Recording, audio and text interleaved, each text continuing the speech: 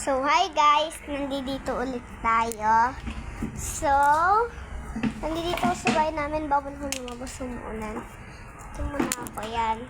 Sa terrace. Magte-teleport tayo doon sa kwarto ng lolo ko tsaka lola ko. Tara, tatang tayo. 3, 2, 1.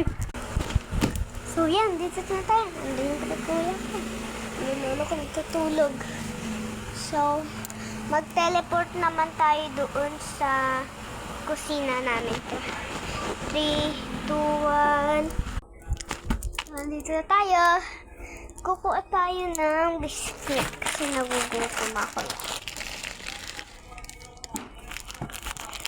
Ay, wait lang. Mag-teleport na pala tayo sa kwarto ng lola ko tsaka lola ko. 3, 2, 1.